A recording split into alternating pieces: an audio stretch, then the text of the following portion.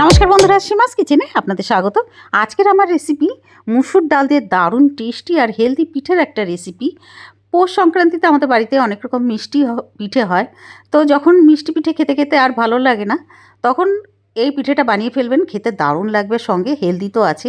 এই রেসিপির জন্য এক বাটি মুসুর ডালকে ধুয়ে তারপরে আমি সেদ্ধ করে নিয়েছি। দেখুন এই যে সেদ্ধ হয়ে গেছে পুরোটা।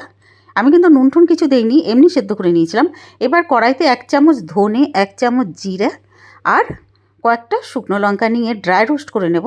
যখন সুন্দর একটা গন্ধ বেরোতে শুরু করবে নাড়তে নাড়তে, তখন এটাকে একটা পাত্রে রেখে ঠান্ডা হওয়ার পরে একটা পাউডার বানিয়ে নেব। এবার কড়াইতে তেল দিয়েছি 2 চামচ। তেলটা গরম হতেই 2 টেবিল স্পুন ভরে রসুন কুচি দিয়েছি। রসুন কুচিটা দেওয়ার পর একটু নেড়ে নেব।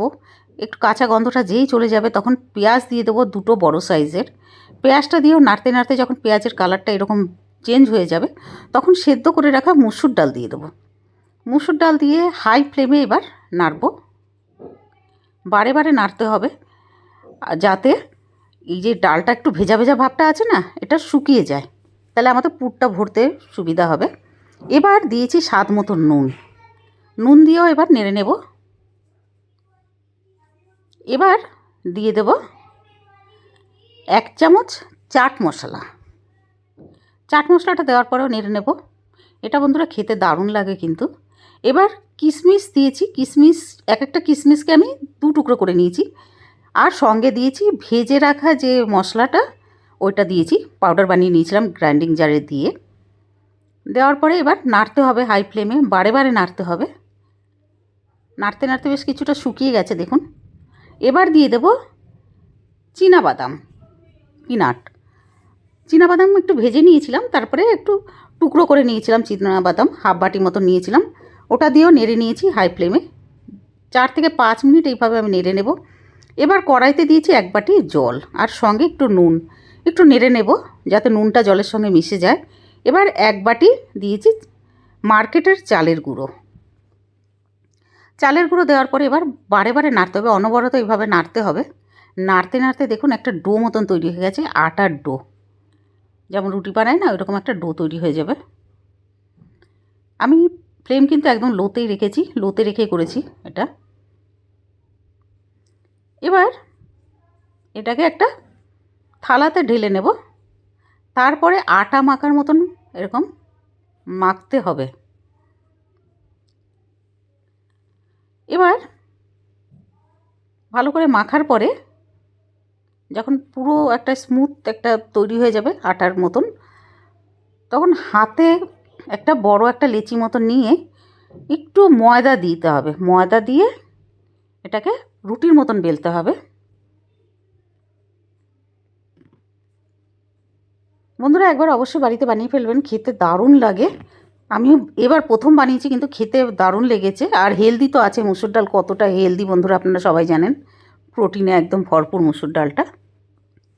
এবার রুটি মতন তৈরি হওয়ার পরে একটা বাটি দিয়ে এটাকে কেটে নেব। এতে সুবিধা হবে বন্ধুরা, গোল গোল সুন্দরভাবে বেরিয়ে আসবে। এরকম করে আমি সবগুলোকে বানিয়ে নিয়েছি। এবার ওই যে মুসুর ডালটার যে আমি পুরটা বানিয়েছিলাম না, ওটা এর মধ্যে দিয়ে দেবো। বেশ অনেকটা দিয়েছি। দেওয়ার পরে এরকম ফোল্ড করে নেব। এক এক করে সবগুলো আমি এইভাবে বানিয়ে ফেলব।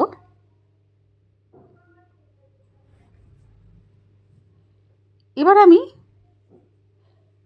এই পিঠেগুলোকে সেদ্ধ করার জন্য, ভাপানোর জন্য একটা জালিদার থালি নিয়েছি, পুরো ছেদওয়ালা। ওটায় তেল ব্রাশ করে নেব। এবার একটা কড়াইতে জল নিয়ে নেব।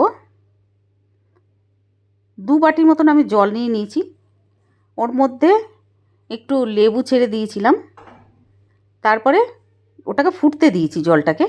এবার এই জালিদার থালার উপরে এক এক করে সব পিঠে রেখে দেব। এই যে দেখুন, এই যে আমি কড়াইটাতে জল রেখেছিলাম 2 বাটির মতন, আর একটা লেবুর টুকরো দিয়েছি। এবার এটাকে দিয়ে দেব। 15 মিনিট আমি হাই ফ্লেমে এটাকে করতে থাকবো, মানে ভাপাতে থাকবো। কখনও ফ্লেমটা হাই করে দেবো, কখনও মিডিয়াম করে দেবো। এইভাবে 15 মিনিট মতন আমি করে নেব। মানে প্রথমে আমার ফ্লেমটা 10 মিনিট মতন আমি হাইতে রেখেছিলাম, তারপরে 5 মিনিট আমি মিডিয়ামে রেখেছিলাম। 15 মিনিট পরে গ্যাসটা বন্ধ করে দেব। ঠান্ডা হওয়ার পরে এটাকে সার্ভ করুন, খেতে দারুণ লাগে বন্ধুরা। তৈরি হয়ে গেছে আমাদের দারুণ টেস্টি আর হেলদি মুসুর ডালের পিঠে, ভাপা পিঠে। পুরো ভিডিও দেখার জন্য অনেক অনেক ধন্যবাদ। ভিডিওটা ভালো লাগলে প্লিজ লাইক ও সাবস্ক্রাইব করে দেবেন।